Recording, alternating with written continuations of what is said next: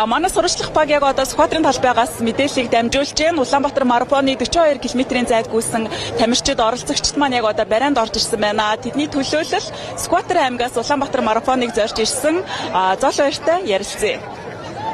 Өдрийн мэнд хүргэе юу? За баярлалаа. Тэр удаан одоо марафонд бэлдвэ? За бидэд 2 сарын хугацаатай бэлдсэн Улаанбаатар марафонд бас ажлынхаа зав чөлөөгөө. Тэгээ би Сүхбаатар аймгийн шүүх шинжээний цагдаагийн ахлах цолтой залуу байна.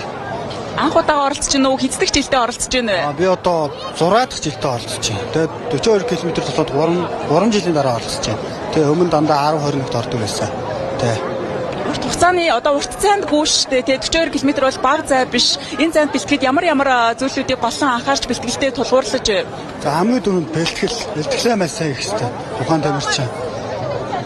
Тэгээд өмсөж байгаа бэлтгэлийн хувцас. Тийм. Хувцас хамгийн түрүүнд бэлтгэх хэрэгтэй. Ямар гүйцэд яаж хөөх вэ? Тэгээ ер нь 42 км маш асар төвчээрийн бэлтгэл байдаг юм аа.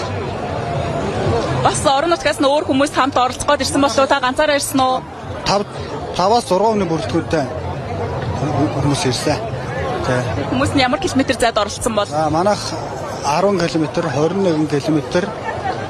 Тэгээ энэ зайд орсон. Эмэгтэйчүүд нь болохоор 21 км. 3-аас 4 эмэгтэй ирсэн.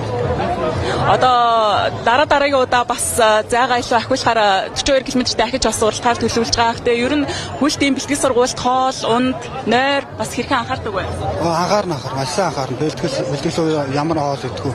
Ямар бэлтгэл хэрэглэх үү? Тийм бүгдийг өөрсдөө бэлтэнэ. Би 25 оны 9 сараас гүйж эхэлсэн. Манай Апо компани дээр гүйлтийн лиг зохион байгуулагдаад тэндээс хойш гүйж эхэлсэн. Тэгээд 11 сараас эрчимтэйгээр Улаанбаатар марафонд бэлдэж оролцсон. Тэгээд гүйж гиснээр бол одоо ядарч багсдаг. Тэгээд жин хайдаг. Тэгээд офсын ажил хийдэг хүмүүст бол ингээд нуруу хөшөх, тэгээд хүзүү хөшөх гэх мэт зөөрөөд ерөөс алгуулцдаг. Тэгээд өглөө 5 цагаас бэлтгэлээ хийгээд ажлаараа ороод ирэхэд маш их төвчтэй орж ирдэг.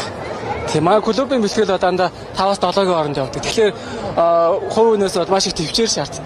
Тийм цагтлагаат. Одоо өмнө нь жин хаснууд таны хувьд бас ямар өөрчлөлт? Би 25 оны 9 сард 82 кг байсан. Одоо нэг 73 руу бууцсан байгаа. Тийм эрүүлэр маш удаанаар хасж байгаа. Тийм. Тэр нь ч гэсэн багш нар зөв гэж зөвлөж байгаа. Тэгээ Улаанбаатар марафонд 4 цагтаа багтаж гүйсэндээ бол баяртай байна. 42 км-т анхныхаа марафонд гүйж байгаа. Тийм. За баярлалаа. За эрүүл мэндийн талаас нойр ч юм уу, хоол талаас ямар өөрчлөлт байна? Маш сайн нойр авдаг.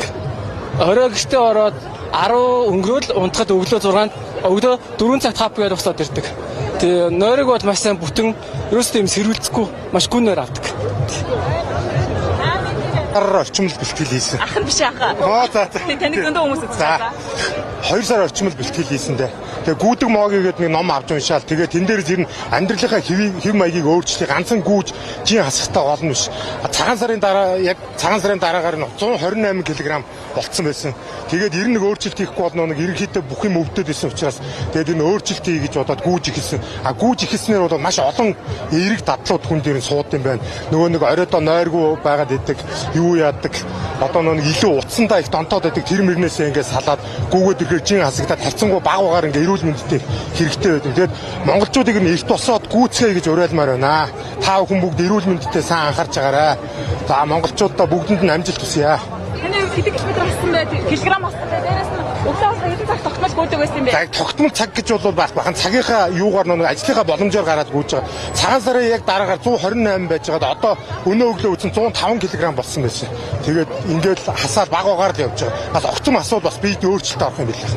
Эрүүл мэндэд ямар эерэг өөрчлөлт гарсан бэ? Олон өөрчлөлтүүд гарч байна. Нөгөө нэг даралт ихсээд байдаг, сахарын урдл мөрдлөгээд ингээд олон юмнуудаас уншиж судлаад багаагаар ингээд хичээжтэй. Энийгээ гол нь тууштай дадал болох санаатай хичээгээд явж байна.